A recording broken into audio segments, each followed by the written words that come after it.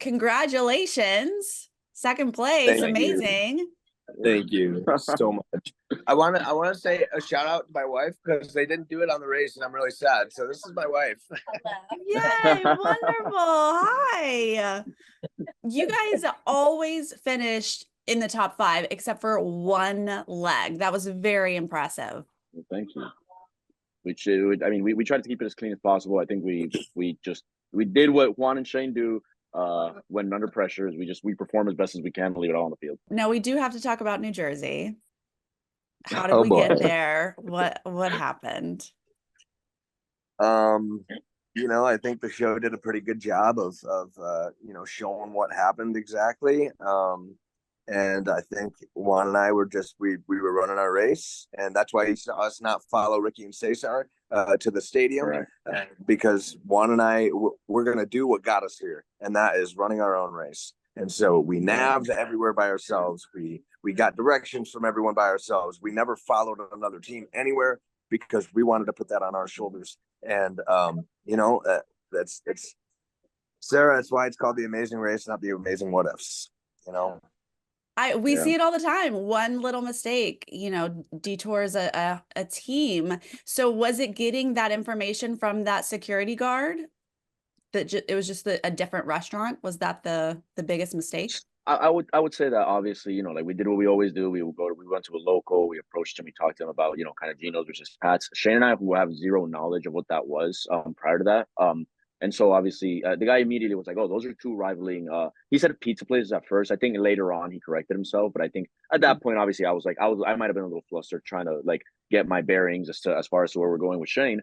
And I mean, it was just one of those things. Every opportunity we were given to perform, we performed to our best abilities, and everything else was God's plan. So I don't hold fault to anybody. The guy didn't get in the car and drive us there. And so I think we did what we had to do, and I think overall it was humbling experience to remind us, hey, you guys are in this thing, and you guys are up against the best teams there are in this season. And so we did what we could to come back as best as we could, but overall, like I said, it's control the controllable.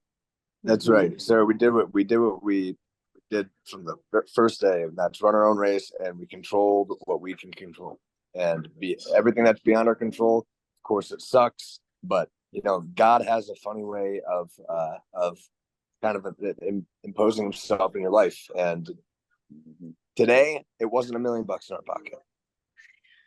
True, it wasn't $1 million, but it's pretty impressive what you guys did the entire race, and the way that you worked together and supported each other. It was so lovely to watch. Is that just how you guys are, or were we being very mindful of the race? Juan and I, our training has bred into us how to handle stress, and it's not just in our fighter aircraft or our tanker aircraft or our jobs, but it's back at home as well. So the Air Force has instilled in us: never get too high and never get too low. And when you find yourself too low, you pull each other out of it. And you've seen how Juan and I do that, and that's with cracking a joke, and that's how we kind of get our heads out of the gutter. And then when we're too high, I've been saying this all day, but we humble each other. We do it every chance that we can. Every chance that we can humble one another, we do it. And so no, that you just saw us is what you saw. Yeah, I would say that it's like I always tell everybody, pilot training it might be one of the best years of your life, but also the hardest for sure. They purposely break you down to build you back up and make you stronger. And I think Shane and I have become best friends, and sharing that experience, we learned to lean on each other and be each other's support system. And I think that really culminated in this race. And you were able to see that genuinely and raw. Juan and Shane just he's my brother, and we're gonna do whatever we can for each other. And this is way more worth way more than $1 million. So it was easy to be able to be there for each other in every step of the way. When you were sick, that was the only leg that you guys did not perform super well. Was there a moment around there that you were worried you wouldn't be able to work your way back up to the top? I think that obviously that entire day we were slugging. Specifically, I was slugging. I think we kept it as best a pace as we could, and towards the end, it was really good that that the challenges were right next to each other, because it gave us a good idea of what teams were left. Um, and so we had a pretty good idea that we weren't going to get eliminated, but obviously my stomach being completely out to lunch that day, it made me kind of lose a little bit of that drive. And so like, which is actually, pun intended, because I was driving like a 90-year-old. It's you seeing Melissa and Yvonne passing right by me. I was like, oh, look, it's the girls. And Shane is like, dude, wake up. um, and so I think Shane really helped to push me through that leg, which I really needed. I was never worried of us going home. I knew that we were starting in we were going to end up in a not ideal place. But we would do what we always do, and go strong the next leg and do it with the best we could. And Sarah, up until this point in the race, we don't live in sixth place. We don't live in fourth place. Like at this point, like we know what we're capable of. So not to sound arrogant by any means, but worried that we were going to go home at this point. No, we knew that there were factors that we could not control that imposed themselves in our leg that day, which contributed to us being second to last place. But we also had a hunch that those factors weren't going to be there tomorrow. Was there a favorite leg in the entire race? Oh, Colombia by far for me. Like the fact that, and Juan does, I'm going to keep my answer short because Juan does a much better job of explaining it. But the fact that I could go and he can show me around his home country and his hometown, like where he was born, it was just a super, like, it was like an out of body experience, because I'm like, what am I doing in Medellin with Juan? Like, this is crazy. Yeah, I think definitely Colombia. I think being able to take Shane to my actual hometown was awesome. Being able to see kind of what my childhood was like, and kind of my origin story, if you will. And then the leg prior to that in Guatapé, which is another incredible area that Colombia has to offer, and being able to just show him as opposed to just telling him the stories was actually absolutely amazing. And then I would tie that up with also the Philadelphia leg. I mean, things happen how they did, but and Shane Shane knows I'm gonna mention this, but it culminates down to like my favorite challenge of the race, which is building the American flag. Was an absolute privilege. Obviously, this country gave me and my family everything, and I thought it was an incredible opportunity to be able to build an American flag with my own hands and kill it doing it. Right? Absolutely. I was worried for a moment when you were in Colombia that you were going to run into family, and like, how would you explain that? And then you're like caught. Me too. But you seem safe. He told me, he's like, dude, man, he's like, I don't know what to tell you.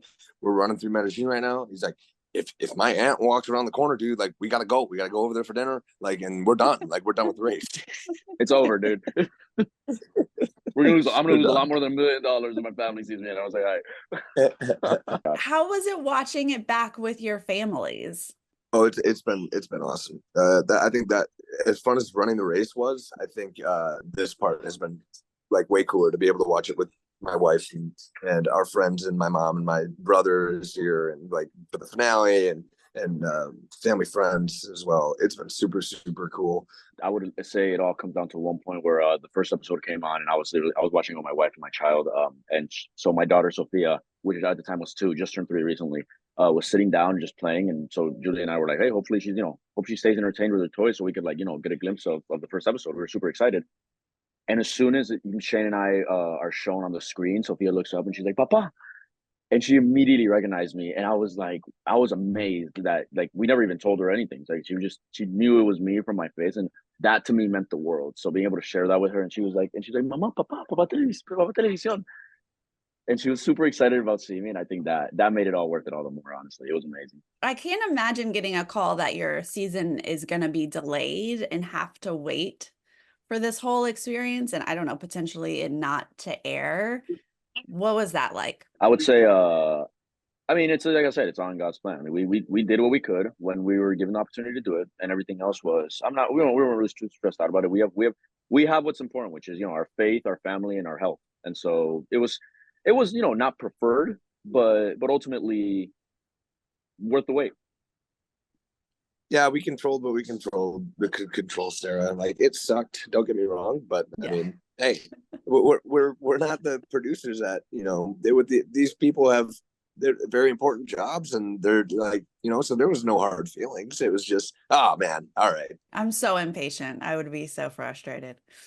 Yeah. So overall, what does it mean to you to have been able to have this experience together? To do it with Juan was it was incredible. I want to say amazing, but then be too many puns one day.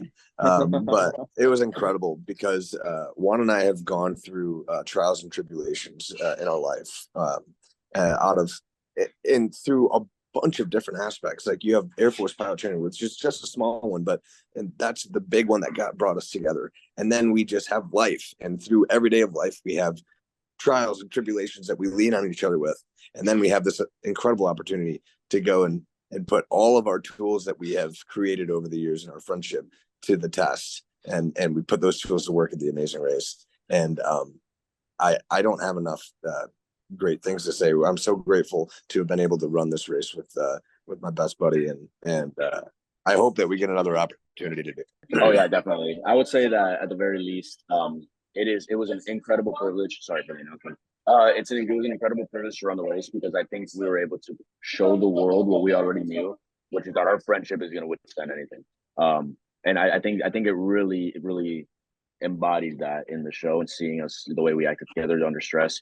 I thought it was. I'm thankful to God for it, and it's going to be one of the best memories that I take to my grave. Well, it was so fun to watch you guys, so competitive, yet so supportive of each other, and just genuinely, you guys are great TV. If you, I mean, that's not always a compliment, but you're great TV. You're so fun to watch. Thank you so much. We love your recaps, and I personally can't wait to see this episode's recap. Oh, I know. I can't wait. We tune in every week. We love your show. Oh yeah.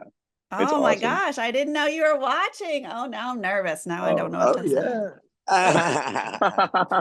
Thank you guys. Have a good one. Thank you, Sarah. Have a great one. Bye.